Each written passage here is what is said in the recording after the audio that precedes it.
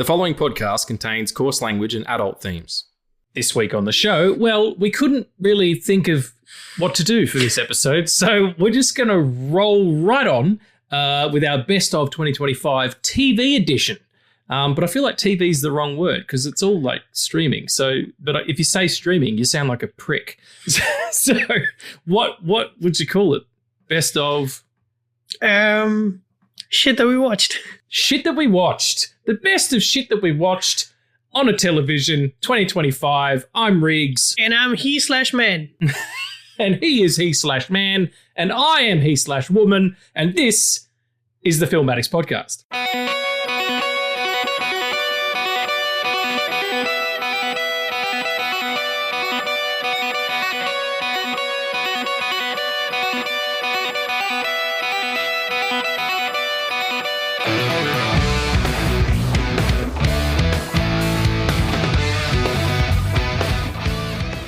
Welcome back to the Film Addicts podcast, everyone. Yes, the Motu trailer dropped today, and we're going to talk about it in a little bit. Fuck, that looks like some serious shit, but yeah, I'm excited about it. Here I am with my TV aficionado, podcasting pod partner for life, Addy. What's happening? Oh, I love you so much for that. Love you too, buddy. Nothing much actually. I rewatched. We'll get into this, but I rewatched one battle after another last night. Me too. And yeah, actually, I saw that on Letterboxd. I was like, you know what? I'll probably watch that too, because I couldn't sleep last night. Gotta do it. I watched that, and then I finished the Aldani arc of Andor season 1 because I'm trying to write something about Andor, and It's just fucking great. Yeah, that's a good night. Yeah, well, I mean, that's the other thing we'll talk about as well is that the Oscar noms came out and One Battle and fucking Sinners.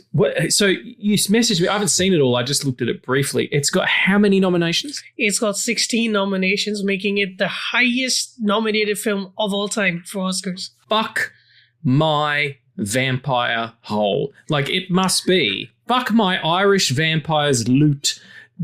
Or Bowron, you know, the one-handed drum. Anyway, so that must be picture, director, like screenplay, all the fucking actors. It'll definitely be score. It'll definitely be sound mixing. It'll definitely be sound editing. It's probably editing as well. Like, it's got to be all the categories, right? Cinematography. It's going to win for cinematography, even though Train Dreams should probably win. Yeah, I don't think Train Dreams was nominated, but I do know that Train Dreams was nominated for Best Picture. It was nominated for cinematography as well. Oh, shit. Okay.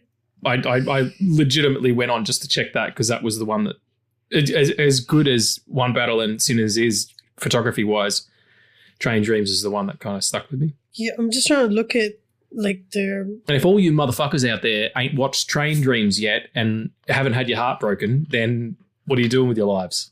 Yeah, I'm just trying to find the fucking... Oh my God, these articles are like behind paywalls, man. Fuck these motherfuckers. The internet should be free. That's why we're not behind a paywall. I say this shit out in the open. I don't give a fuck. Yeah. So I guess it's like all of the creative ones and all of the technical ones, barring maybe casting, which is the new category this time. Oh, they've got a category for casting. Yeah. That's interesting. And stunts too, right? Oh, stunts is going to be next year because they did not want to award Tom Cruise. Sons of bitches. Yeah, that totally makes sense. You know, I was thinking today as well, like, if Michael B. Jordan is nominated for Best Actor, which he probably should be because he's pulling double duty, like, who is the award for? Is it like for which character? Yeah. Or is it both? The way that they did with Nicolas Cage in Adaptation some years ago. And also, shouldn't he be listed as Michael B. Jordan as Stack and Michael C. Jordan as Smoke? Got told I tell too many dad jokes today, and I told that person to get fucked. But how are you? What's going on? I'm all right. How are you? I'm okay. What does your t-shirt say? Oh, it says, I'd rather be dungeoning my dragons. Ain't that the truth? Yeah, I'm all right. I'm just a little wiped. It's been a long week, and I've been doing lots of pods and lots of work, and it's hot here, and lots of cats. snuggles. It's all going on. But yeah, I turned around today. I was like, oh fuck, it's Friday. That's I was not fully prepared for that. But I'm happy to be here talking about some stuff. But should we do our normal segments before we get into the TV of it all? Because we've got some shit to talk about. Yeah. Awesome. Well then, what are we watching? Yes. Don't act so confused. I'm changing it up. I thought we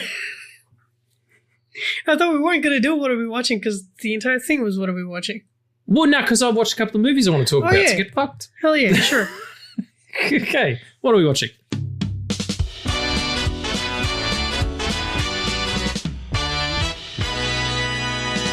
Have you watched any movies or anything?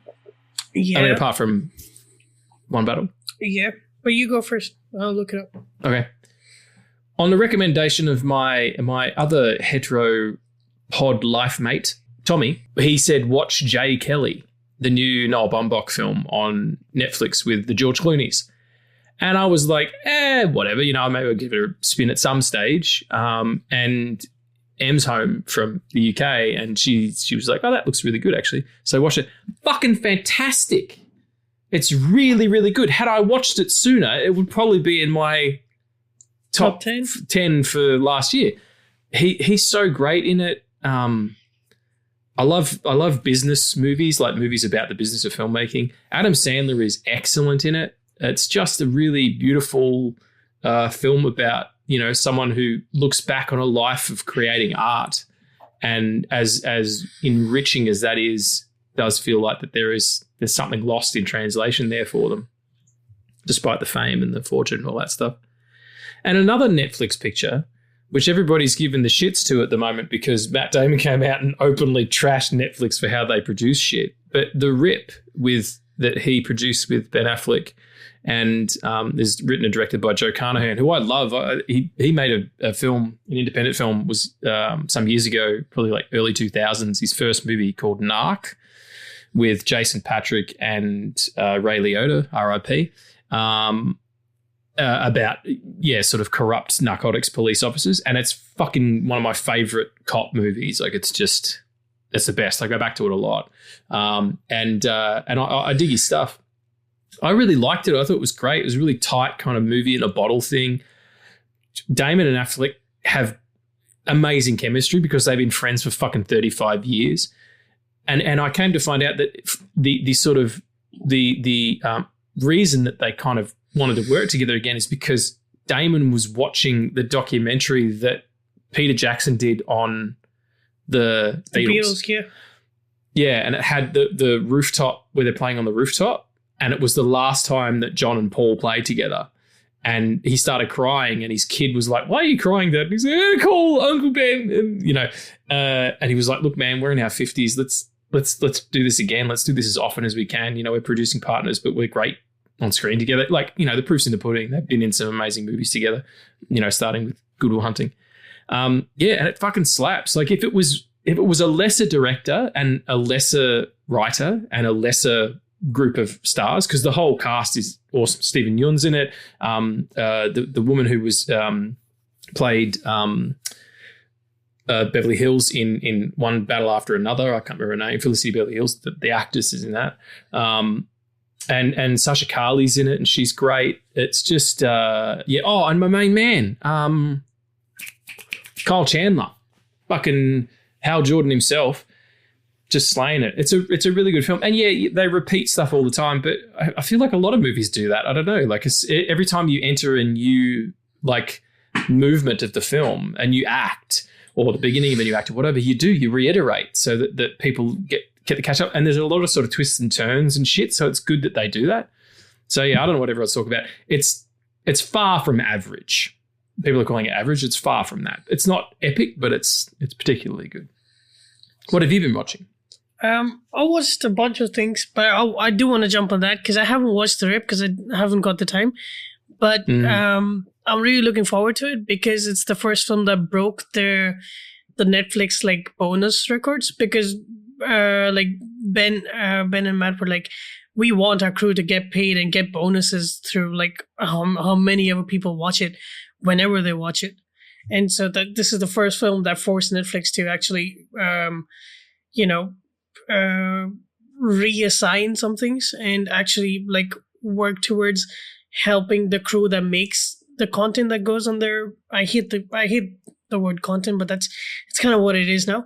Like like the crew that makes the things that goes on the streaming service, like they need to get paid more, because they get paid up front and then that's it. Like any other work that happens after that, they're not paid for. So yeah, like huge respect for them to actually stick out for their crew. Absolutely. They're incredibly smart guys as well. If you listen to them talk about, their company, Artist Equity, I think it's called, and how their understanding of the business and also of, politics and economics and all that stuff. And Ben's all over the AI kind of boom, and his thoughts are he's really transparent about it, like, how it's going to work and all that stuff. Yeah, they're really smart dudes, and they made a fucking good movie. And I know the ending is sentimental as fuck, but I love it. I love it. Yeah, really cool film. So what have you seen? Oh man, was that all you want to talk about? Yeah, that's all I watched in movie. I haven't watched many movies this year. Seriously, it's like it's the 23rd at the moment, 23rd of January, and I've watched 7 movies this year, which is unusual for me. Mm-hmm. Because I've been writing, like trying to hit that a lot harder and spend my time doing that, and reading a lot of comics as well. I'm reading Jason Aaron's 2018 to 2023 Avengers run at the moment, which is just insane. Like, I don't give a fuck about Doomsday at all. It's never going to be as weird as this fucking run. The opening gambit, the very first story arc, Celestials come down to kind of wipe out the planet, and it turns out that one Celestial fell to Earth and it was the source of the primordial ooze that we all came out of, and that's why we have superheroes. This Avengers team has on it fucking Ghost Rider, but the Danny Reyes one, so he's driving a car, super cool. Fucking She-Hulk's in it, and she's like fucking weird and shit. At the end of it, like, they become giants. Like, it's absolutely unhinged. There's no way that whatever they're doing in that run, they're going to be able to match in Doomsday. So, reading a lot of comics and stuff. So I haven't watched a lot of movies, is the point. And a lot of hockey as well. What's the Avengers run called? It's just called The Avengers, or Earth's Mightiest Heroes Avengers, and it's from a number 1. And whenever they relaunched it in 2018, so it would have probably coincided with Endgame. Oh, relaunch it. Blade joins because there's the second or third arc is War of the Vampires. I'm like, fucking yep, dude. Yeah. War of the Vampires is fucking insane. Because at one point, Blade fights Spider-Man, who's become a vampire, but he's in the Venom suit, I believe. Come on, it's so insane. You're never going to get as good as the comic book movies can be. You're never going to be able to. It's what Scott Snyder's been talking about recently. The guy who sort of, runs fucking DC, but he's writing absolute Batman and shit. He's like, comics are never going to go out of fashion. They're always going to be, a great source of that media, because you can't do those things anywhere else. Yeah. As big a canvas as you have in cinema or whatever, like, comics are always going to be comics. And that's how I feel reading this run. Like, if you can have Tony Stark turn up in a giant celestial-sized Iron Man suit that he keeps on Mars when he's not using it, that's fucking insane. I love it. It's like fucking someone. I don't know anything about Jason Aaron, the writer, but someone smoked a shitload of weed and just came up with a bunch of massive ideas and put them all in one book, and I adore it. Yeah, I would definitely agree, because I remember reading the part 1 of Secret Warps, it's like I don't think it's a 2-issue comic, but they're like 2 parts of it, but it's the same story. Mm-hmm. And like the first part of it takes place inside the Soul Stone. And inside? Yeah, so each crack of the Soul Stone is a universe like incursion into another. And so you have like mixtures of like Iron Hulk, which is Tony Stark, but with the hammer. You have Captain Supreme, which is Captain America, but as Doctor Supreme, as Doctor Strange. Doctor Supreme sounds like a really great pizza joint. and their kind of their oeuvre, their raison d'etre is to have all of their stuff delivered by people in lab coats. Yeah, I got a double pepperoni and a fucking extra anchovies with cheese. Like, why do you have a stethoscope? It's a whole thing. It's Dr. Supreme. Don't even worry about it. Yeah. Sorry, keep going. Yeah, and then like both of them fight, and then Captain America and like Captain America, who in this world is also Dr. Supreme. Dr. Supreme. Sorcerer Supreme, he shuns him into another universe. And when he shuns him to another universe, it's revealed that that was actually Mystique as Iron Thor. What the fuck? Yeah, and she's wearing the white dress with the skeletons on the waist. And that happens in like the first 10 pages of the first issue. Man, they're just going whole. They're like, okay, let's do every big idea. Plot. Let's not even worry about characters anymore. I mean, Jason Aaron's good at character, but it's just like, you throw Celestials in it.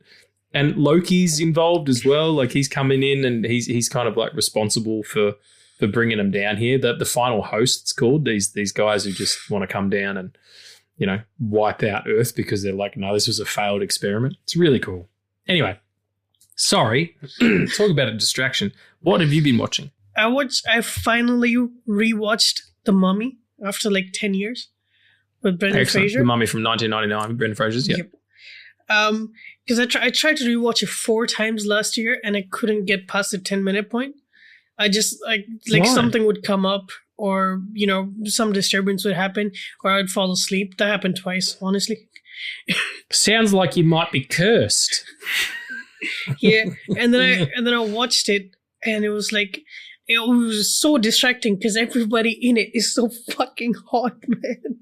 Oh man, it is. You might as well just call it Sex the Movie, because everybody is. If you weren't pansexual before watching that film, you fucking absolutely are now, everybody, and don't front.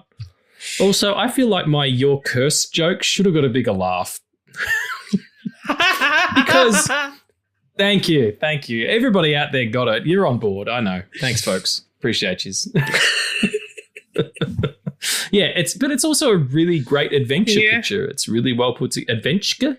Adventure, which is kind of like an adventure but with zucchini. It's just a really well made movie, and it's fun and dumb, and it's the closest thing we got to an Indiana Jones film before, you know, they came back with Temple of the Crystal Skull. Yeah, see, that's what I was going to say, is that I think this film is my Indiana Jones. I have more connection to Rick O'Connell than I have to Dr. Indiana Jones. Yeah, well, Gus from the Sequel Suck podcast, who came on No Country for Old Films for our second episode to talk about The Mummy, said he thinks that this first Mummy movie is more rewatchable than any of the Indiana Jones films. So I don't talk to him anymore. That's a lie. I was literally on a show with him like 2 days ago. We did an episode. So it's a fantastic picture, and you know, I don't mind the second one. The third one's awesome. There's fucking Yetis in it. It's really cool, and they're coming back for a fourth one with Rachel Weisz. Rachel Weisz is coming back with the regular eyebrows. What do you mean? Her eyebrows in that original film were fucking weird. All right, go back to the original film. Like, Google Rachel Weisz, The Mummy, and then Google Rachel Weisz, The Mummy Returns, and look at the difference in the eyebrows. It's fucking, like, in one, they're drawn on like the way that children draw birds, and then in the next one, she's got actual natural eyebrows. She looks like fucking Martin Scorsese by comparison. Yeah, this show's long enough. We can let the people wait while you look it up. Oh shit! Okay, yeah, right, yeah. Listen, man, I'm going to be honest.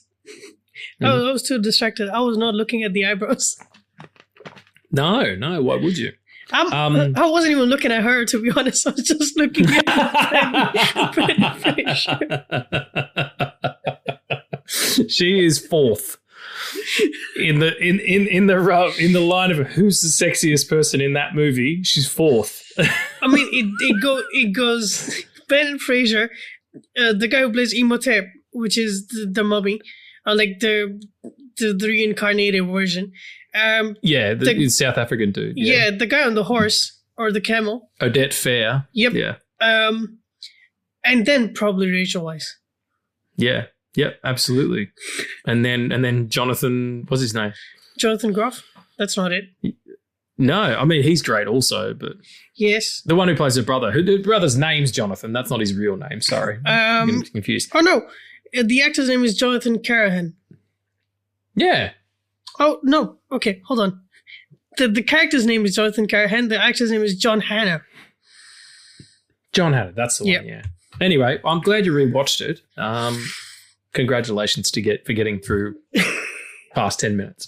Yeah. And the other one I want to talk about is because this I won't be talking about this in the ranking that I do because technically the last 3 episodes came out this year.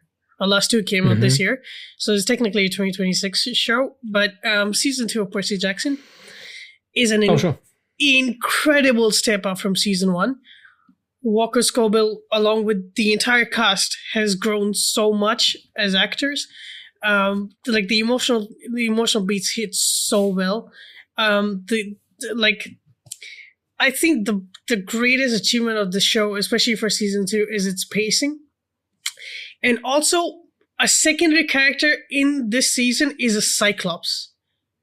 You know, the guy with one eye, and it never looks fake. Yeah, I know what a Cyclops is, dude. It never looks fake. Like at one point he cries, and you cry because it's so real and so emotional. But the tears, I don't understand how the tears come out. Like, where do they come out of the top or the bottom? But it's so fucking interesting. But yeah. I absolutely loved it, and they're already greenlit for season 3. That they're shooting they're done shooting most of it. So no more wait for like 2 years to get 8 more episodes. Like Percy Jackson is a show where, like, if you're not into high fantasy or high science fiction, this is a melding of both. But because it was young adults for the books, it's balanced really well with its humor, but it also does grow with the audience. And so season 3 is a step up from season 2, which is already more mature. But I was not a fan of season 1. I went into season 2 because second book, Sea of Monsters, is my favorite book. That's the only book I've read. I haven't even read the first one. But like, not only did they adapt it well, the changes that they made were incredible to like the story they're trying to tell with the TV show. And I am so excited for season 3. Awesome. Yeah, right on. Are the original movies good? No. Okay. I'll go fuck myself then, shall I? Yeah, right on. Well, that's everybody out there who enjoys Percy Jackson's, get on top of it. All right. Anything else, or are we going to jump into a little bit of news? Let's jump into nerd news, mate. Oh, can we? Yes, we can. Why am I so obnoxious, I wonder?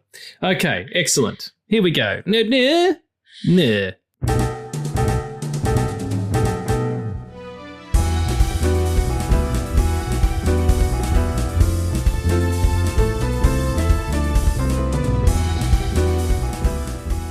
Oh, that's the director of the Dune films, the new ones.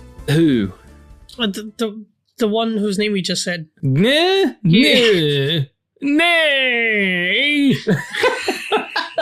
Come on, Riggs. The internet doesn't want to hear that. Fucking hell. Okay. You turned into a horse with that one. No. The nerd news. Okay. All right. Cut it out. I'm manic. All right. This is one of the weirdest things ever. Okay. According to John Campea, I guess. Campy? Yeah. John Campea, the Russell brother. I don't know who John Campea is. Do you know who he is? John Campea is entertainment. I wouldn't call journalist because I don't know his credentials, but you're pushing the term. Yes. That would make us entertainment journalists, and we're not. So But I do Nightcrawler, go out there and like kill other podcasters and position their bodies and stuff. But that's just for my own sexual gratification. Yeah, according to that guy, the Russo brothers were able to completely, this is in quotation marks, completely eclipse anything that Marvel has done before with Avengers Doomsday. Like visually, I guess, or forever. Like, the opening scene is said to shoot you like a cannon out of a gate, massive action that doesn't let up. Cool. We're going to have some characters in there, or what's going to happen? Yes, all the X-Men die then? Sure. Well, the rumor is that the X-Men actually go to Tobey Maguire. Why am I doing that voice? I don't know. I was being a combination of Xavier and Magneto then. They go to Tobey Maguire's Spider-Man's universe and destroy that somehow. I'm guessing some more incursion shit happens, like in Doctor Strange 2. You don't give a fuck, do you? It's just it's a curiosity at this point. That's the only thing. Also, Wesley Snipes will reportedly return as Blade because they can't fucking figure it out elsewhere. Oh man, poor Mahershala Ali. He was sitting idle, fucking engine revving and stuck in park. He's doing Jurassic World movies. Waiting to be Blade, and they're like, "No, we're gonna put Wes in the next one." He must be going, "Fuck." Wesley's like, yeah, only ever going to be one Blade. Good on you, Wesley. Come on back now. Yes. Also, do you have anything to say about either of those stories? I don't know what the fuck this movie is. If they kill my X-Men, I walk out. I've said this. I know. I can't wait. No, I can't wait for them to do that. I just can't wait for you to have a complete conniption fit about it. According to insider James Mack, Hawkeye Season 2 is reportedly because we're reporting on it, in the works with Haley Steinfeld's Jake Bishop as the series lead. The plan is for Jeremy Renner's Clint Barton to step away from the MCU, making his final send-off. Cool. I fucking love that. That was already season 1. Yeah, sort of. I guess so. But, just have him come in and, help her out with a new bow or something, like a cameo kind of thing. But absolutely get her in there and do it, you know. Also, it's Kate Bishop. What did I say? Jake Bishop. Yeah? Yeah. Sorry. Here we go. Here it is. I must tell you. All of the big releases, apparently, for 2026. Are you ready? Mm-hmm. So Bone Temple's already come out. Scream 7, Hoppers, I don't know what that is, but it's a Pixar joint. Project Hail Mary, Super Mario Galaxy Movie, Michael, which I assume is the Michael Jackson biopic, which is a fucking absolute oddity that they're making that. Like, when does the film stop? You know what I'm saying? Like, when does it stop? At what point in his life does that story end? Because I know they did a musical version of it and it ends before any of that shit happens, and you know what I'm talking about. Mm-hmm. I guess we shall see. Devil Wears Prada 2 in May. Excellent. Mortal Kombat 2 also. Then a Mandalorian and Grogu movie. Yeah, I don't know about that. Scary Movie 6, which I'm really excited for, was the spoof movies because all the cast coming back and they're going to spoof all these sort of legacy sequel things. Toy Story 5, Supergirl, the live-action Moana, Odyssey in July, Spider-Man Brand New Day, which I'm assuming we're going to get a trailer for sometime soon.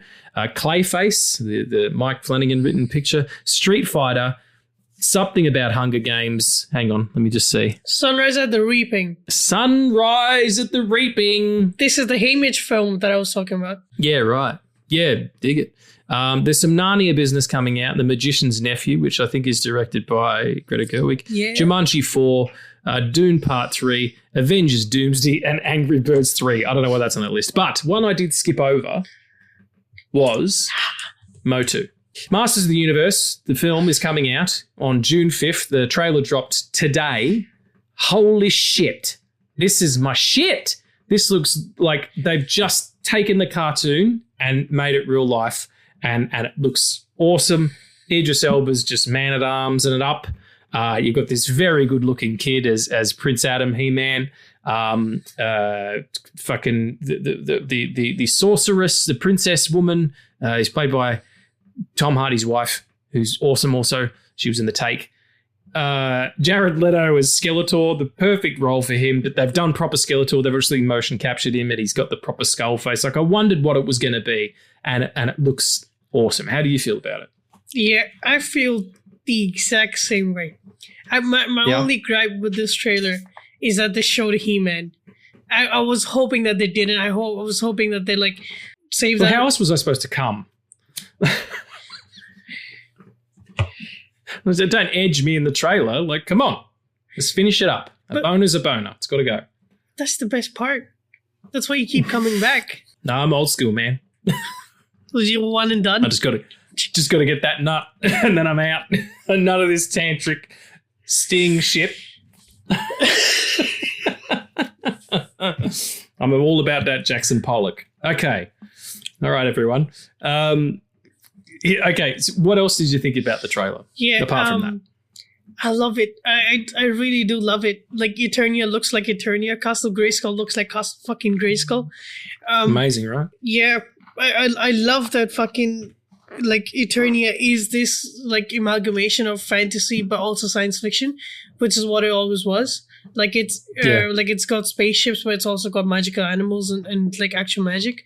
And like the plot of it is going to be that like Adam has been sent into hiding on Earth, and like he's trying to find his sword. And when like he's called back, and when he's called back, he doesn't remember most of the things. Like he remembers like parts of his like time in Eternia, but not all of it. I'm so excited because Idris Elba is Man at Arms, and I am going to fucking queef. I'm so sorry. Perfect choice. Get a queef. Excellent. No, it's a great choice. It's a perfect choice. The only person you could get to do it who would be better would have been Burt Reynolds, but you know. He's dead. And he would have been too old anyway. But in the olden times, or the one that when they made the Masters of the Universe movie with Frank Langella as Skeletor and Dolph Lundgren as He-Man, that movie fucking rips. And we're going to do an episode on it because we talked about it already. We'll do it to coincide with the release of the new one, and then we'll do the new one. I think it's great. It did the reading, and it's something that I heard on a podcast the other day. Money spent on entertainment is sacred because you sacrifice like real shit for that. You know, you put your money down to go to the cinema. It came out of having a conversation with some people about Star Wars, and they were apoplectic about Catherine. What's her name? Catherine Kennedy, who's been producing these films and apparently doing a fucking shitty job and has a feminist agenda and all that kind of stuff. Like, I'm not going to comment on that because I don't know anything about that. I'm not connected to the Star Wars things the way that they are. But they were really, you know, not happy about her and happy that she was moving on and someone else was going to take it over or whatever. And that's what I mean. Like, I get that these guys feel that way because, yes, like maybe being that extreme is too much. I don't know. But when you decide to go and see a movie or buy a DVD or buy a comic or buy a toy or anything that is, go and see a band, you know, anything that is entertainment, it's sacred because you are sacrificing food, shelter, bills, government, tax shit, like all that stuff, all that regular everyday stuff that you have to have in order to keep on being a functioning member of society. Like, your entertainment is like something that you choose. So of course it's going to be more important. And if you don't get what you want out of that, I kind of understand being more angry about something than you normally would be. I'm sure there's going to be people who fucking hate this trailer and hate the movie and think that Man at Arms being a black man is the worst thing that's happened since 9/11. But just the fact that they're taking it seriously in the sense that they're looking at the source material and going, yeah, let's just do that, but like writ large, let's make it big, you know? Their dedication to the authenticity of it is because they understand that people are going to put their money down. And I know that it's a business and everybody has to pay their bills too, in terms of, you know, the people who run studios and all that kind of stuff, and the licensing for Hasbro. Like, Hasbro keeps having to make money, and or whoever it is, Mattel, I can't remember who produced the toys, but that's where they kind of came from, where the cartoon came from.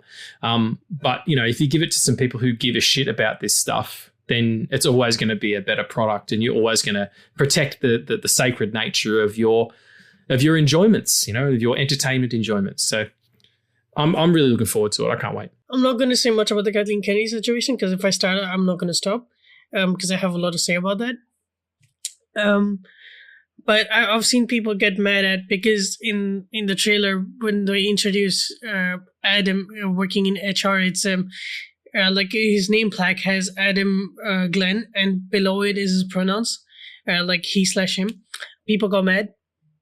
And I just want to say, it's called He-Man. His superhero name is literally his fucking pronouns. Fucking Jesus! I'm a terrible influence on you, my friend. I'm sorry. It's also a good joke. That's a funny joke.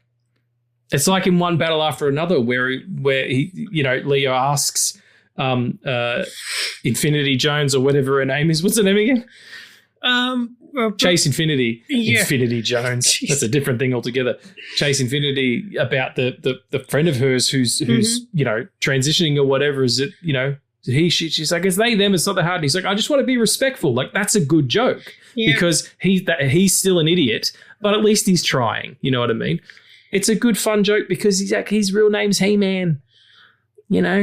Yeah. Come on, let's just all fucking just take the brakes off. Let's just enjoy the ride, everyone. Fuck. Last little quick news story before we get into the TV of the year, or our favourite TV of the year.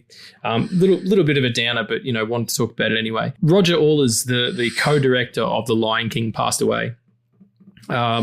He was 76 years old. He's best known for co-directing The Lion King. He worked throughout the 80s and 90s. And before co-directing The Lion King in 1994, along with Robert Minkoff, he was an animator and a writer, and contributed to projects such as Beauty and the Beast, The Little Mermaid, Aladdin, Oliver and Company, Sesame Street, and The Electric Company. Cause of death is not currently known, but he passed away in his home in Santa Monica in California. Just wanted to put that out there. Incredible body of work, and Lion King is arguably the greatest animated film of all time. So just wanted to send some love to into the ether for that gentleman. And I know Lion King's a pretty important picture for you. Yeah, that sucks. I did not know that. Yeah, it just popped up on my feed the other day. I'd like to talk about that, because he'll probably get fucking as the We Hate Movies crew called Dennis Farina at the in memoriam at the Oscars. They always forget someone, and they forgot Dennis Farina the year that he died. It seems like that might be one that they might miss. Something that we didn't miss, though, is all the best TV of 2025. It's kind of a bit of a loose kind of thing, because we're just going to talk about it quickly, bits and pieces and here and there's. I don't even know if we double up in a lot of places. At the moment, I've got one honourable mention, and then 5/6 sort of favourite ones. And then I did a couple of rewatches of older things that I just want to wrap about really quickly. So how do you want to start? I think we can start with... I'm talking to the audience. How do you want to start, everyone? I can't hear you. You need to talk louder. Oh, I can actually hear one. That's amazing. Okay, no. How do you want to start? Addy, my friend. I think we can start with honorable mentions, and then just talk about the rewatches and like the shows that we want to talk about, and then at the end we can rank them. And get into the thing? Yeah, sure. Okay. Well, do you want to go first? Because I think I went first last time. No, you go first, because I think I fucking lost my list. Oh, professional podcaster for 4 years here, everybody. My goodness. Okay. My honourable mention, because I've got a top 5, or it's a top 5/6, because I've got 2 sitting in the same spot. But Love, Death and Robots season 4 came out. I fucking love serialized, short, animated stuff. There's always the best shit that was on. In Australia, it was called SBS. It's like the independent network here, TV network. They always had shit like this going on between movies and stuff. They're always a They always look great. I love that there's such a diversity of story and of animation type. And it was. I watched the entire thing in one night. It was really affecting, and shout outs to Tim Miller and David Fincher for continuing that, even though it doesn't get the kind of press that it did when it first started. They just kind of drop stuff and everyone's like, hey, it's out, but it doesn't go crazy like it used to. Also, everybody, if you can hear just like a slight clicking or something like that in the background, I've got a hard drive sitting on my desktop that I can't unplug because it's backing up a bunch of stuff and it makes a bit of noise. So I apologize. I'll try and filter it out as best I can. But if you hear it clicking occasionally, it's not in your headphones and it's not in your head. It's on my microphone. Because I don't want people out there thinking they got clicky tinnitus or whatever. What's that? Tinnitus is a noise or a ringing in your ears that only you can hear and that is constant. And it's usually misfiring signals in your brain. So if you have ear damage, at certain frequencies, the ear will look to catch those frequencies, and then when it can't, it'll make noise. And it usually happens to people who have, worked in loud environments or been musicians for a long period of time. I think it's the drummer from the Monkees has it really badly, I think. Anyway, it's not that kind of podcast. Yeah, let's talk about your honorable mentions. Yeah, that's okay. Not only do I think I might have that, there's a film called Sound of Metal. I have it in my dick, which is really weird. I've got tinnitus of the dick. Anytime anyone gets close to my dick, they're like, anyone else hear a ringing sound? And it's coming out of my penis. Are you sure it's your penis and not the balls that are jiggling? The jingle bells? Maybe. It could be the balls. You're absolutely right. Yeah. No, good call. Yeah, I'm going to have to get that checked. I'm going to go to the doctor and be like, can you get really close to my junk and let me know if you can hear a ringing? And then I slap him and run out. That's sexual assault, Reeks. That's not funny. Don't do that to your doctor. Okay. I told you this one was going to be weird because I'm tired and it's been a long week. It was never going to be normal. You said my balls ring. Like, I didn't say that. My dick ringing is more normal. No, my balls make that sound. You know those meditation on balls that go when you turn them in your hands and it's supposed to really meditate? That's what my balls sound like. Like fucking Buddhist chimes. Okay. No, hold on a minute. Because when you said, I'll slap him and run out, all I could imagine was you letting your dick out and that slaps his face. Yeah, that's what I'm saying. Okay. I would. Like, here, listen to my balls, and they get really close, and I whack them and then run out and go, ha, ha, ha, ha. Fucking the ball slapper struck again.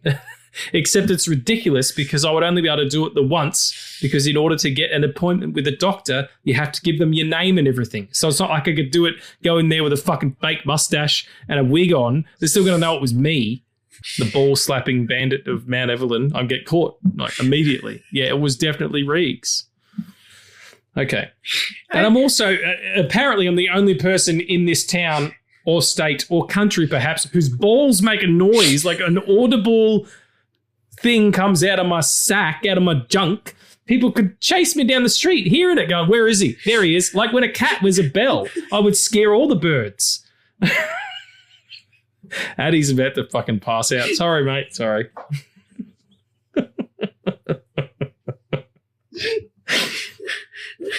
Can't have a bird feeder at home. What? I can't because I scare them off. As soon as I walk out there, jingly, jangly, jongly, jingly, and fucking they fly away. Can't play hide and seek. People hear me in the cupboard. Like, he's in there, definitely. Why? Because it sounds like someone fucking, playing a xylophone. Christ, I could keep milking this all night. I've got so many jokes about my ringing balls. So shall we slide back onto track here? What's your honourable mention? It's called Bell's Hells.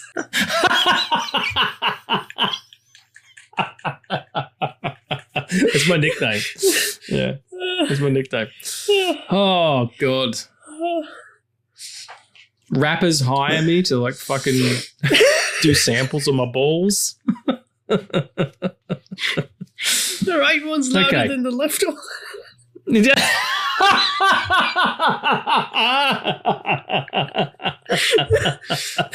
lower. The tone is lower as well. Like it's bong bong. Like it's that. I walked down the street and someone's like, "Is it midday? What's going the fuck on?" All right. Like a clock chimes, like I'm Big Ben, but it's my balls. All right, everybody. It's like the church bells. You got to ring when the dragon attacks. Yeah. Quasimodo's up there rapping my balls. Oh, okay. Or Kate Bishop with a fucking tennis ball on the end of an arrow. Straight up a fucking ass. Okay.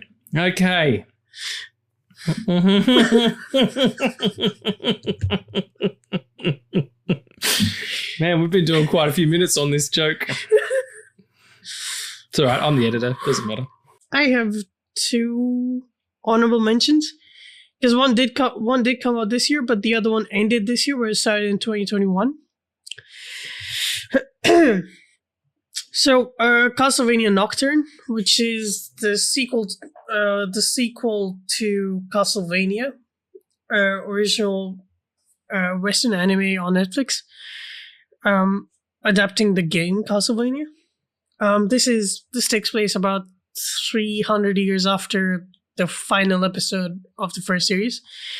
So the first series was about the misuse of religion.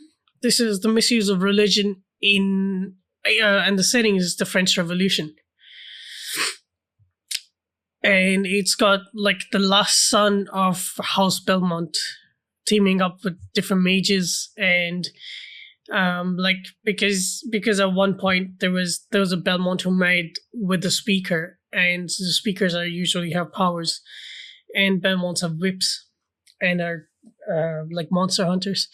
So his whip has blue fire on it, which is a representation of both his lineage and also his his journey from season 1 to season 2.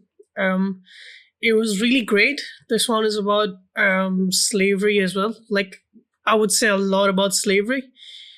Not me, but I would say that this season was a lot about slavery. I don't know if they plan to do another season or not, but it was really cool.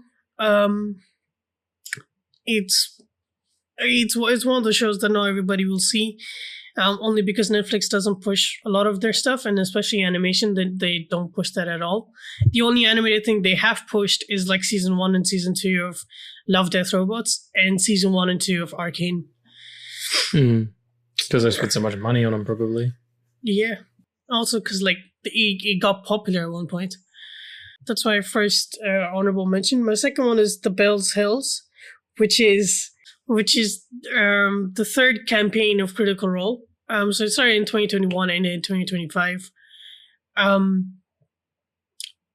This is my favorite one because all of the fucking loyalists of campaigns 1 and 2 hate this so much because campaign 1 is a bunch of characters who are inherently good but do shady things, and then campaign 2, which is the Mighty Nine, is people who are not good and not bad and are stuck in the middle of a world that divides just good and bad, nothing in between.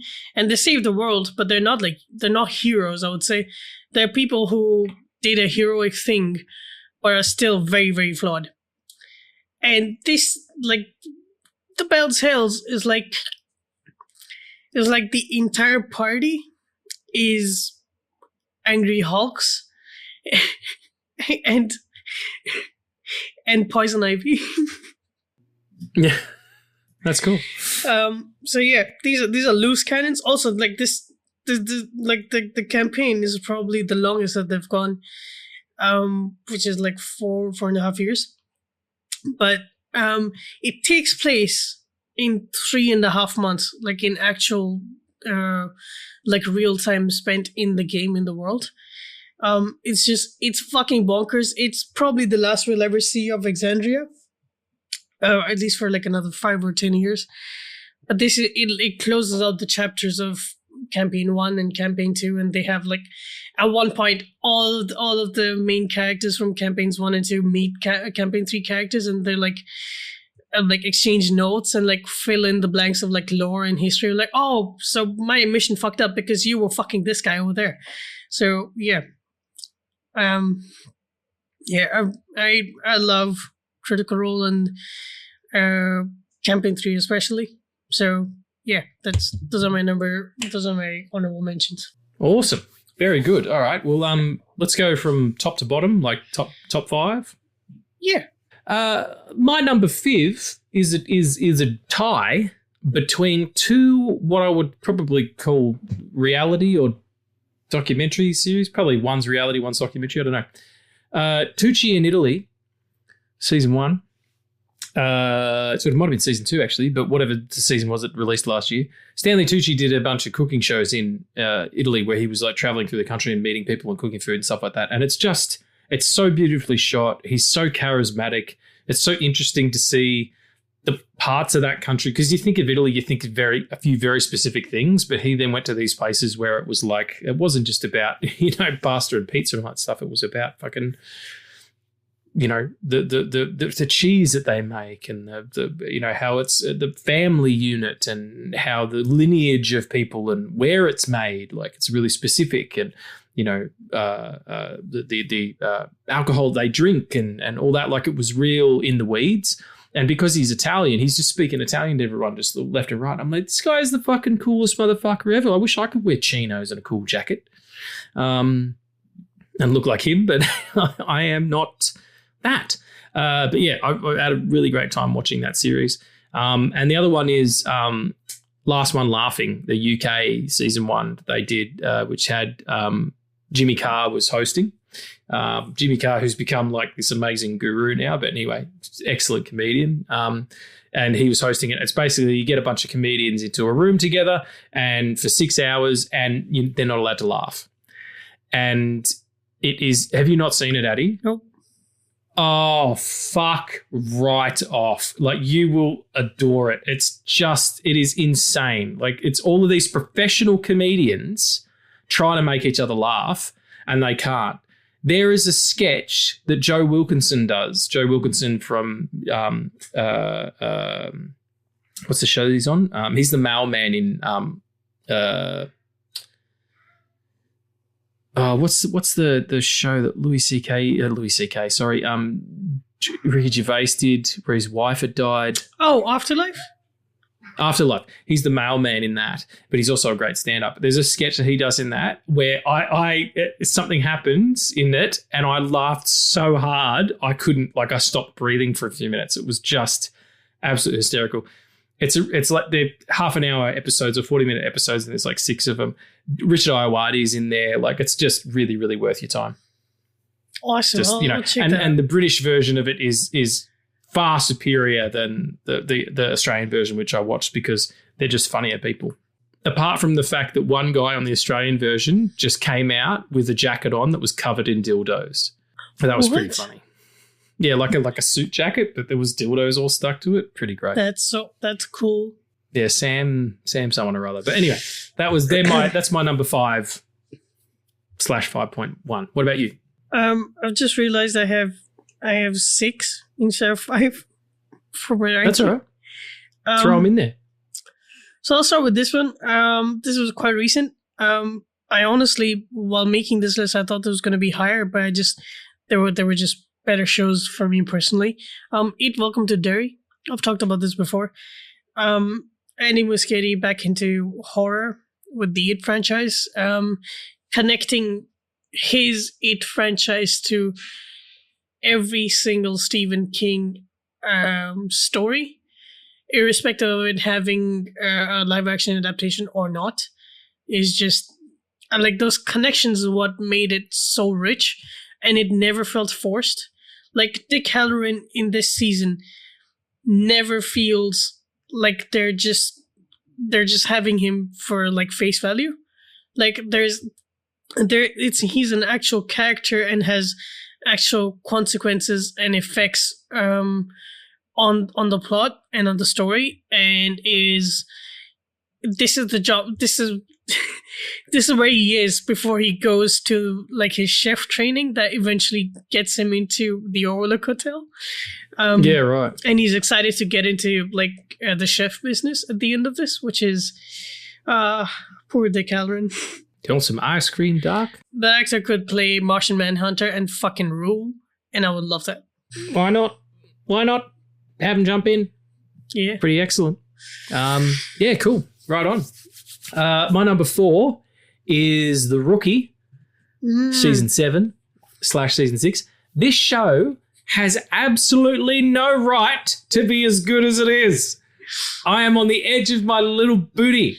Whatever small booty I have no booty. I literally have no ass. I have a special toilet seat because it's so slim. That's not true, but I do have a very tiny bum. Why is that important? Okay. It's so good. There's just the tension and the character work that's going on. And it's not just Fillion. Like, he's great in it, but he's not even the titular rookie anymore. Like, he's a training officer, and there's new rookies. One of them who looks like Tom Holland light, which is funny. But the story between like the sort of tough, gruff guy, I forget all their names all of a sudden, Tim, and what's the female?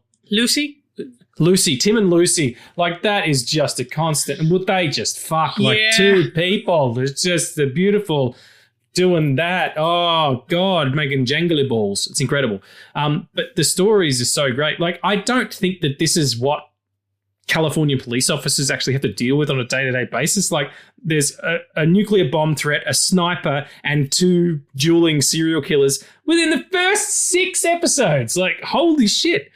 But it's really, really good. I love the body cam stuff. The practicalities of it, like, you know, one of the new rookies threatens a suspect, and Tim's like, that guy can now sue the city because of what you just said, and he's going to be fucking laughing his way all the way to the bank. Like, the reality of policing and also the calls they use, the codes they use, it's all really legit. Like, it's not just movie shit. I love it. It's such a good time. Yeah, I'm going to say, man, you got me onto The Rookie, and like I binged through season 1 to season 7 in 2 weeks. Yeah, well, that's what it is. It's that, like, some shows that you kind of ruminate and you just sort of, you kindly sip as you go. But this one, it's just like, next, fuck you, Netflix, don't even ask. Like, you might as well just get right into it. Just to have them all play in sequence without credits. Yeah. Yeah, I love it. Such a great show. Yeah. Really great balance of comedy and drama as well, the way that Castle did the same thing. So, yeah, I really enjoy it. Yeah. I watched this show as a break from between season 5 of The Sopranos and season 6. That's a good call. Yeah. Because I honestly needed it. I don't think I would have finished The Sopranos if I continued after that point. Because, like, at the end of season 5, we were like, oh, this is actually fucking taxing. Yeah, it gets heavy. It gets really heavy. So, so will this be your number 5 or your number 4? Yeah, so I'll do number 4 and 5 so that we're on the same page. You go sip. Also, the part of your booty is important is because I'll get to this is because one of my top songs in Spotify Wrapped last year was Cop Cuties. I don't know. Yeah. I don't know why. That is a good song. He's a really good musician, that guy. I can't remember his name off the top of my head, but he's got a really great EP. The album that he made after that's not great, but the first EP is excellent. Yeah, have you listened to the entire song? Yeah, fucking slaps, mate. The part where he's like, I've got handcuffs. Let me put you in handcuffs. The fluffy handcuffs. Oh goodness, that I like cold open made my friends listen to the song without any context. They're like, "This is the most dumb shit I've ever heard," and I was like, "Yes, that's why it's so great." It's very pro-cop in a very anti-cop era, I must say, as well. So why not play too well with people? All right, so I'll do 5 and 4. My number 5 is The Bear Season 4. The Bear Season 4 is exactly what I wanted Season 3 to be. Season 3 is very slow because there's a height that it touches in Season 2. And then not only does Season 3 takes place in it starts in the middle, and then it shows you what happens afterwards.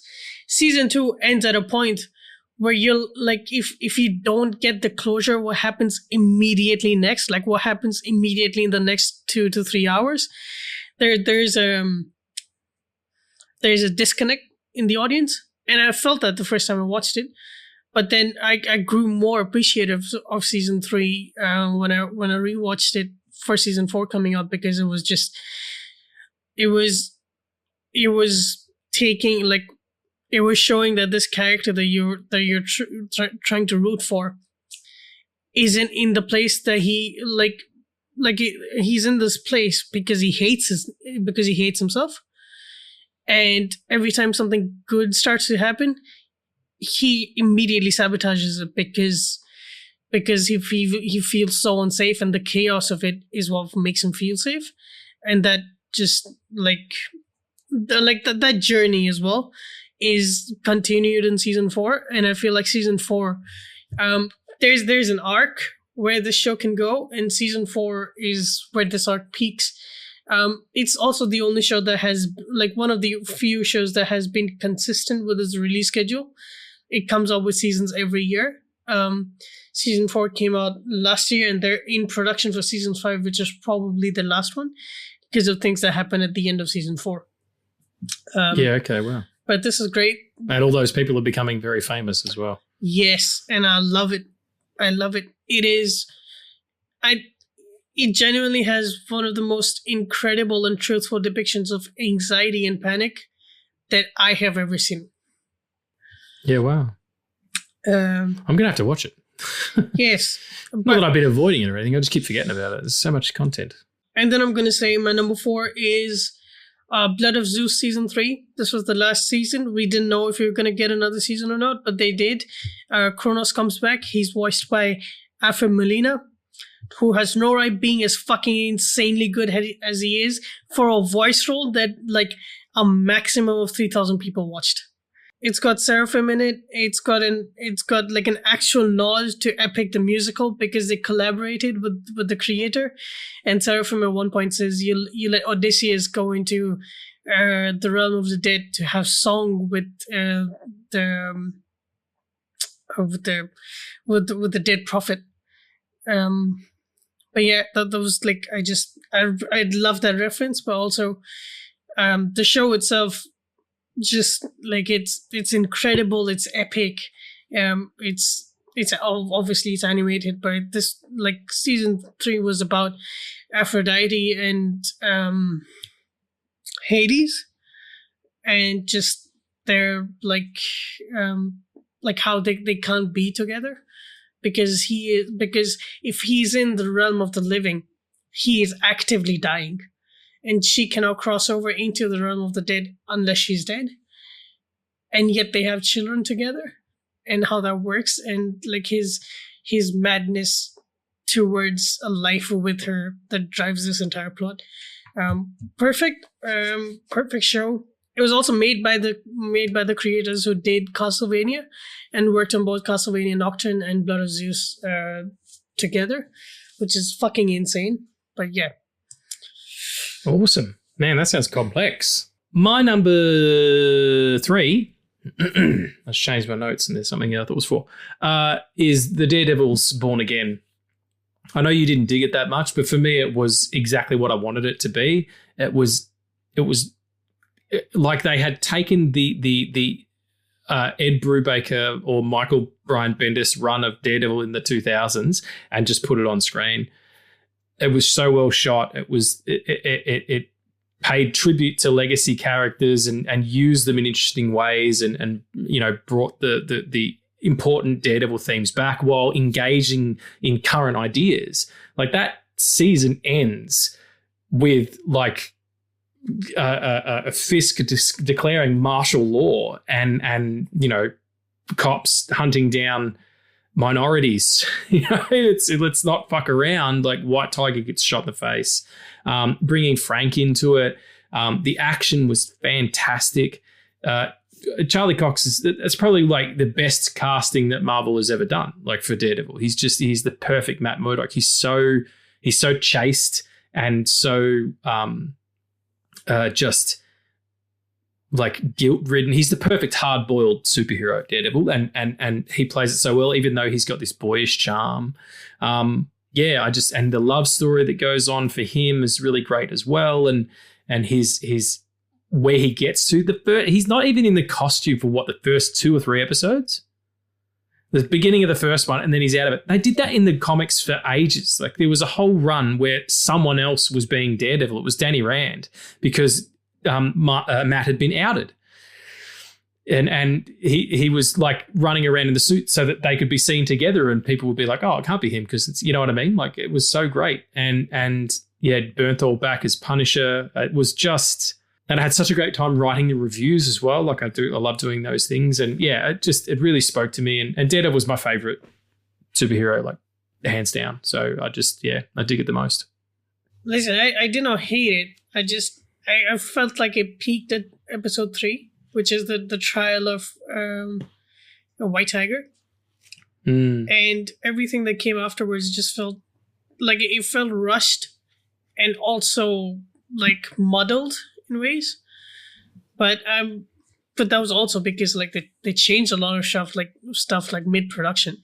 So I am for the better in the long term. Like even though it does feel like it's kind of a little bit of a Frankenstein hybrid in places, it's definitely like it benefited from the reset, absolutely, and to take it more seriously and to do it like, and it looks like they're leading to Shadowland, which is where Matt takes over Hell's Kitchen, which is like I said before, it's like 6 blocks or something. Hell's Kitchen's not that big, but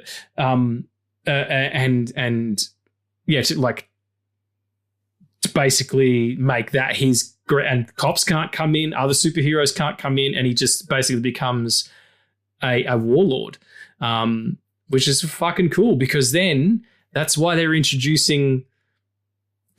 Christian Ritter's coming back, and so is Mike Coulter, and maybe the kid who played Danny Rand. I don't know, but that's why they're bringing these dudes back in because they're going to have to go up against him at some point, And if they fucking bring Spidey into it or something, like forget about it. Tom Holland series looks like it's going in a darker direction anyway, or maybe they fucking kill him off and it ends up being Miles. Like I don't care. Like just to see the street level shit happen, writ large. I appreciate that. So.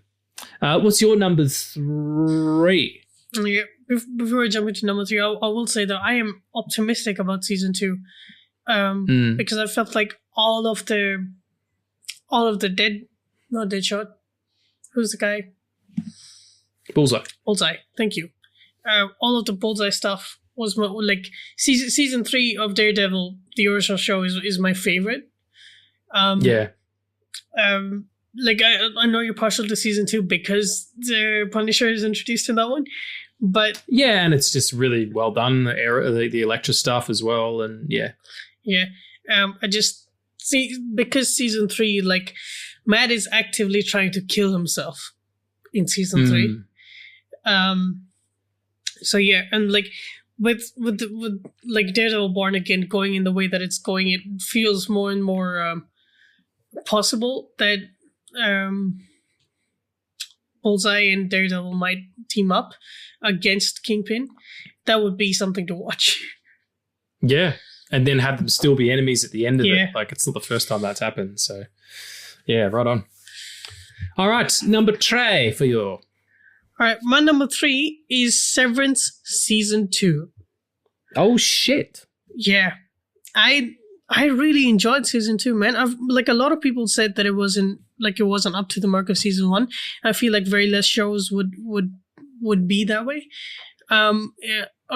Because especially season 1 of Severance was so out of the blue and so it was so deep and so what's the word? Fucking Jesus. Well, I mean, in terms of just you don't know anything going into watching season 1. Mm-hmm. You have no idea what this is. And so the idea is so rich because it is like you split your body into the work, like that kind of thing. And then you come into season 2, everybody has that information. It's like Predator 2. Everybody knows who's watching who the Predator is. Like when you're watching the first Predator movie, you are just as in the dark as they are if you're seeing it for the first time and if you have no idea what the Predator is, you know. So you're learning as you go. Same way they are in first season of Severance. In season 2 and in Predator 2, you have all the information and the cast don't. So you're in a different position. So people are always going to judge it from that. It's never going to be as surprising or as fresh in your mind in terms of that idea. Yeah, that's the word I was looking for. It is so rich and emotional in the themes that it is presenting, yet it is doing it in the most illogical way that is made to be the most logical thing in this world that the show has created. Because like the show is about work-life balance, but like the Severance part of it is that when you're at work, there's a different version of you that doesn't have any connection with the outside world. And so you yourself are only outside, yet you are inside. And then you have relationships with both sets of people that you meet, yet neither of the relationships are like going over each other. So you don't take the bullshit from home to work and the bullshit from work to home. But it does cross over, which is what's interesting. And season 2 answers some of the questions. I love that it answers only some and not all. The last episode of this is a conversation between the two versions of our main character, and it's done to camcorder. So he records himself, and then he passes through a barrier, which flips the switch in his mind so that he's his alternate version. And then the alternate version looks at the video that he's recorded and then records his response and then walks into the other side of the room. That's the last cool. episode. It's so cool. Oh, man. Conversations with myself. That's fucking wicked. Yeah. That's wicked. All right. I got to get back into it. Yeah. I just, I was very, very vague about the things that happened, but that's like, I had to justify of course. that. Yeah. You don't want to give it away. Awesome. Very cool. My number 2 is the documentary series Mr. Scorsese on Apple TV Plus. I won't say heaps about it. It's the story of Marty's life in however many episodes, and it's incredibly well made. It's a really well produced documentary. It's really well structured, and the way that they go through, like the fucking ending that first episode with the fucking cut to the Rolling Stones, and it's like, got to introduce you to this guy at a party, and it just cuts to Robert De Niro just sitting there about to be interviewed, and then next episode it's like, fuck, that's the sickest shit ever. Like, just of course, what a name of a greater pairing in cinematic history of director and actor.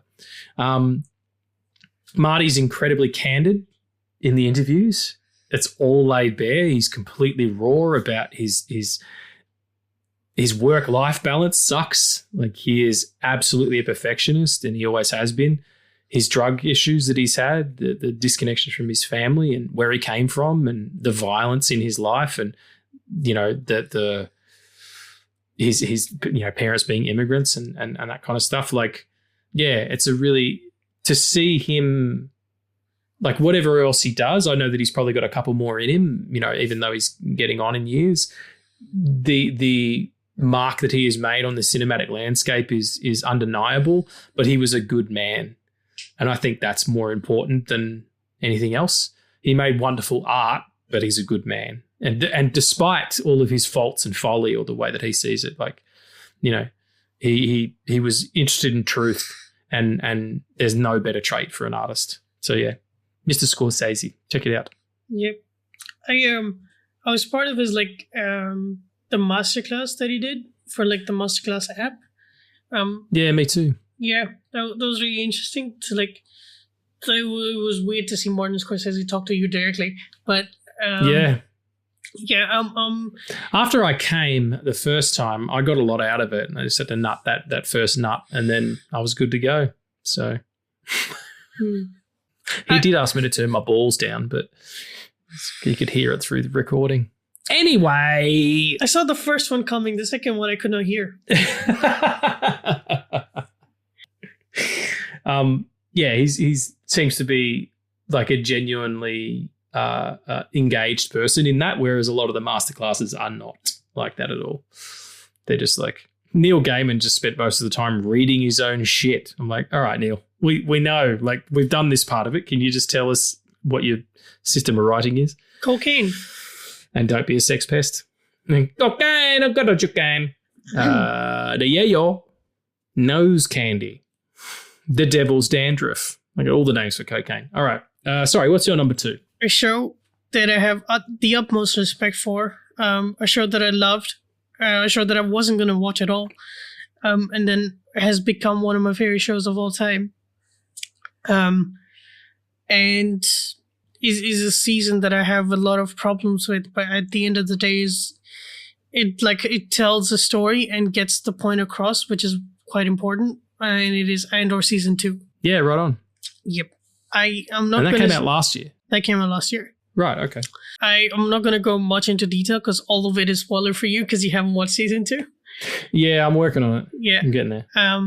But I just there are things that happen in this season that are too real, and when they made it, they were emulating history, and when it came out, it was reality. Yeah. Yeah, and it's like Tony Gilroy has like gone on podcasts now and has said that, you know, my media training is over. Like, I can use the word fascist now, and it is about that, and it's about revolution and the importance of it, and the consequence of it as well. And like my only one of my biggest problems with this season is because it is that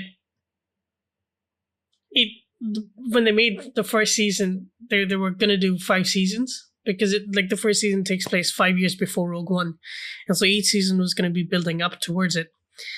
And when they made the first season, they were like, there is no way that we can do this for 5 more years, for 5 more seasons. Not only because it is the most expensive show that Lucasfilm has done for Star Wars, or I think it is the most expensive show that Lucasfilm has done, period. But I'm going to say this, it is because all of it is all of the sets are practical. They're going on actual locations, and they shot the first season in COVID on actual locations. You know how hard that fucking was? And it's I don't have a huge relationship with Book of Boba Fett or The Mandalorian. Like, I've seen The Mandalorian first season, a couple episodes of the second season, but it was just like, I'm not super in the bag for Star Wars, so I just got kind of, it was Monster of the Week, same stuff. But you can tell it's all on volumes, and I guess it does save money doing that because you don't have to fly people anywhere. But like, the proof's in the pudding. Like, the fucking, I don't know what that means either. What are you putting inside pudding that's proving anything? Oh, you know that colloquialism? They're actual chunks and not just gelatin. Yeah, well, no, like, people say, oh, the proof's in the pudding. What does that mean? Where does that come from? It's just dawned on me now. Anyway, I don't know what you're hiding in your pudding, everybody, but, it's like, ha-ha, the murder weapon is in the pudding, and it's the proof that we have to put this man in prison. Well, then again, Bill Cosby, the proof is in the pudding. So, and he sold pudding pops for a long time. Anyway, that show looks incredible. Like, it's one of the best looking shows on TV or on whatever. Like the first streaming or whatever. The first season, we go back and forth from Ferrix, and all of Ferrix is real set. It's a real set. They built it on a street, and that shows at the end of season 1, where there is the big moment of. Have you seen the last episode of season 1? No. All right, I'm not going to say much then. So yeah, like there are shots where there are people coming from all sides of Ferrix, and it's all real, and they all combine into one straight line into a hall, and it's real. And my problem was that it couldn't be 5 seasons, but it should have been. But it couldn't be, and that's my problem. That's a good reason to be disappointed in something, that you wanted more of it as opposed to you wanted less. Awesome. Well, I will finish it, I promise, and then we will have you on, Johnny. I know you've been busy too, and there's been lots of stuff going on. But there's Johnny, our composer, everybody. He's a big Andor fan. He had a Grogu on the fucking wedding table at his, like the bride and groom's table at his wedding. It was hysterical. My number one comes with a caveat, and the caveat is... Last year when I got back from the UK, it was in the UK. Last year when I got back from the States, I started rewatching Mad Men, which I do probably every 18 months because it's my favorite fucking show. It's absolutely perfect. The writing is exceptional. There's so much going on. Every time I revisit it, there's a new layer peel back. It's so ahead of its time in terms of like the politics it's talking about of the day and how it transposes to current politics and the way that it deals with historical events and yet still has its foot, right in the door of like modern storytelling. All the characters are so well drawn, like even from day one, you're with them. And yeah, the writing is just, it's so balletic. There's such a playfulness and a joyfulness to it. And John Hamm is like, he's like Gandolfini, like he's always going to be Tony Soprano. I think John Hamm is great in everything he does. I think he's a really excellent actor. And if he was 10 years younger at that time, he could have been Batman, but he's always going to be Don to me. And he absolutely slays that role. And in saying that, because I'd finished that show, I'd finished watching it, I gave Your Friends and Neighbours a punt. Now, Your Friends and Neighbours is a show on Apple TV Plus, and it stars John Hamm. I was so taken by surprise because there's no Don in this dude at all. Yes, he's a wealthy guy, but it's set modern and he's fucking, the relationships are modern and all that stuff. So there's no period element to it, and he's not playing a Don Draper character. But it's basically about a guy who's, a Fortune 500 kind of dude and lives in a wealthy part of town and, has a wife and kids and all that stuff. And he loses his job. And in order to keep up his lifestyle, which includes paying a shit ton of money for his kids to go to school and paying alimony to his wife, who's, fucking one of his best mates who was a basketball player or something, he starts robbing everybody. So he starts breaking into his neighbors' homes and stealing their jewelry and stealing their art and stealing this and that. And it's all about him, this white bread guy who's been privileged all his life, going out and fucking just completely raking his friends, who are, a lot of them are shit heaps. So it's kind of okay. But how he gets caught up in the criminal kind of processes of doing that, like trying to find a fence for a painting or getting the maid in on it because she catches you, and the cliffhangers in this show from episode to episode, like just the first episode cliffhanger, I was like, I'm in. I don't care what happens for the rest of the season. This is great. You've got me. So yeah, that was it. The reason it's up there. It might not be as well produced as some of the other stuff we talked about, but it really took me by surprise, and that's all I'm interested in. Just like show me something honest. And show me something that I wasn't expecting, and you've got my Apple TV dollars. That's so cool, man. I'll have to check it out because you did recommend it to me. Right? I haven't checked that one out yet. I think you would love it, and Olivia Munn's in it, and she's just excellent all the time. Sold. I love Munn. I do, even though she sounds like a Star Wars character. What do you mean? Senator Olivia Munn will take the stand. She's like a half octopus person. A half octopus wolf. What part? Okay, never mind. What part of octopus and what part wolf? Top half wolf, bottom half octopus. So what's your number one? My number one is, would you like to guess? Yeah, absolutely. Just hang on a second. Oh, fuck. Sorry. I just had to shift my... hang on. I'm just getting comfy. Oh, that's better.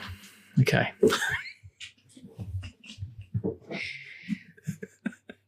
Everyone's like, did I always have on balls or did I plant them? Did I make that joke up just to be able to use the on balls? And the answer is no. I forgot I had them until I mentioned them. These were my grandfather's. I don't know if he meditated or not, or if he had jingly balls, but that's the gag, everyone. You're welcome. Okay, back to Addy. Can't believe I dropped one and came. That's ridiculous. Yeah, try and fucking finish now, motherfucker. I can't. That's it? We're done? Okay, Addy doesn't get to do his number one because I fucked it up. I can't finish because you already came all over me. Yeah, it's sticky. Okay. My number one is the animated show called The Mighty Nine. Ah, The Mighty Nine. That's the spin-off of Vox Machina, correct? No, it's not a spin-off and it's not a sequel. It's just the adaptation of the second campaign. So Vox Machina was the first campaign. This is the second one. But it is in the same world. I was so hesitant to go into this because I was really excited and really scared of what they were going to do to my lovely characters. And to be quite honest, the Mighty Nine reminds me a lot of the X-Men, because they might not be my favorite characters of all time, or like this group might not have my favorite characters of all time. There is a connection to them that I cannot replicate with anything else. They are special, and they are at a point in my life, or at this point in my life, they're close to family to me, and this is insane because they're fictional characters. But that is true. I mean, my parents are Caitlin and Bai, so these are my family. Of course. Yeah. What else? But yeah, the Mighty Nine solidified itself as a show that was actually trying to make a mark, than to like be an experimental version of a campaign, which is the first season of Vox Machina, because they didn't know what they were doing, but they wanted to do this. And they've taken everything that they've learned for the 4 seasons of Vox Machina and put it into the Mighty Nine. And the Mighty Nine are characters who are so much more complex and are in a world that is so much more... It is less dragon fighting and more throwing over an evil fascist empire. It is actually called the Empire. I am not even kidding. And who is suing them? Is anybody suing them? Well, nobody's suing them. They are just fucking everybody. But Mark Strong is in it as the lead antagonist. Alan Cumming was a part of it for an episode, and he had scenes with Molly Mock Tea Leaf, whose inspiration was Nightcrawler, and Molly Mock Tea Leaf's like design is a purple tiefling. So tiefling are like devil spawn basically. They have tails and horns. So Molly Mock is a purple skinned tiefling. With their circus swords, and he the story is that he gets the circus swords from in the show. He gets the circus swords from the character that was played by Alan Cumming, and it is so perfect, and it works only for me because I'm a Mighty Nine and an X-Men fan, and it's so niche, but it works so well. That's awesome. But yeah, it's also like above anything else, it is about the importance of found family in a world where you can feel alone and unwanted and unloved. There are people who feel the same as you do, and if you are just open for a little bit, they can be your family and people that you can rely on for years and years to come. That has been the legacy and the story of the Mighty Nine through the campaign, and they have done the same with the show. And I was so happy that happened. Fantastic. I'm glad you got as much out of it as you did. It's beautiful. That's our top TV, everyone. We hope you enjoyed the episode. It's TV on the internet. Let us know what were your favourite TV shows or streaming or whatever of the year. Do you dig some of the ones that we dig? Did you not dig them? Do you want to yell at us? That's okay too. Do your balls jingle? Do they jangle? Let us know about that too. And you can come join my other podcast, janglyballs.com. Do we have any questions? We do not have any questions, but I do have a short game. Okay.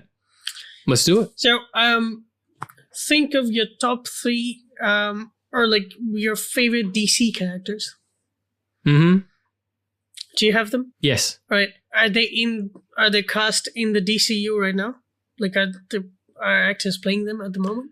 I don't think they're cast, no. Okay. So here's the game. Fan cast your characters. Okay. Fuck. So give me a character and then who you want to play.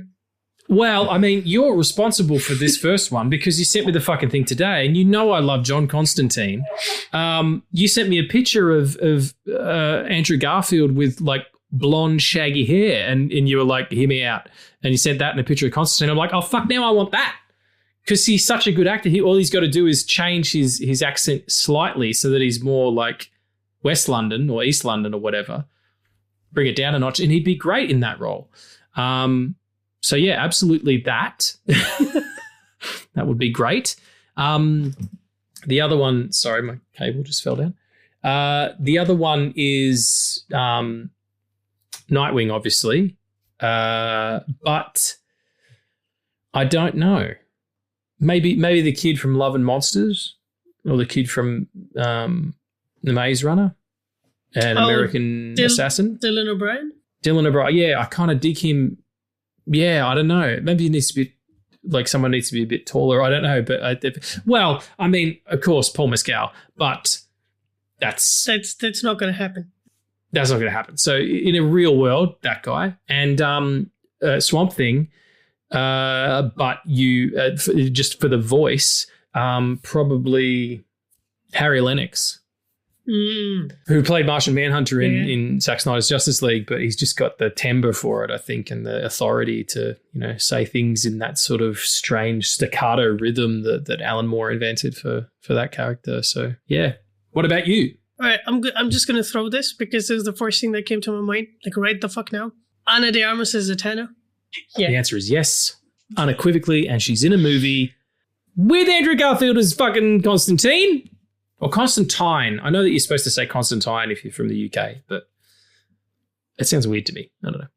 This is a rehash because it's not a fan cast, but the guy who played Hawkman in Black Adam, just give him Hawkman again, please, because he was like pure fucking perfection. Yeah, right on. I don't know his name. Aldous Hodge is his name. Aldous Hodge. Thank you so much. That would be fucking incredible. I can't think of like a magic user. Dr. Fate. But see, the thing is, we've already had a perfect version of Dr. Fate. He was pretty great. The only thing that can top that is if they adapt the story in Young Justice, where as Zatanna's father takes over, the mantle. And then she mind controls her father's body to get into the helmet. And then she's in a maze trying to find the father's spirit. And then when she does find it, the spirit of Dr. Fate is like, I will allow you to visit your father once every year. But you cannot do this again. Wow. And so they meet like every year. But like, yeah, it's just because she was estranged from her father and like, through the mission of her like trying to save him, they're able to like establish a connection that wasn't there before, which is amazing. Cool. Yeah, very cool. So that's the only thing that can top Dr. Fate. Fuck it, man, fuck it. Jack Black as who's the demon guy in like the Justice League Dark? Etrigan. Yes, Jack Black as Etrigan. That's a great fucking pull, actually. Yeah, well done. The one who rhymes everything. Yeah. Love it. Love it. Awesome. Well, there you go, folks. What are your favourite possible DC casting? Let us know in the comments. Let us know in person. If you see us out walking about the place, you can hear me coming. We love you. Thank you so much for joining us again. We really do appreciate you. And we'll come back next week with a little something. Have you watched it yet? Oh, no, not yet. All right. If Addie likes it, we're going to do Unbreakable. So there you go. I love you, kid. Don't ever change. Love you too, man. Oh, you got to sign off. Yeah, no, I thought you were about to say something else. Shit. So I was giving you a second. That's it, folks. Thanks again. We've only been doing this for 4 years. We don't know how to do it. We don't know how to do this fucking show. It's just ridiculous. Okay, hang on 1 second. Okay. Ladies and gentlemen, thank you so much for joining us again. And I'll see you on the next pod. And remember, fuck hate. Love it.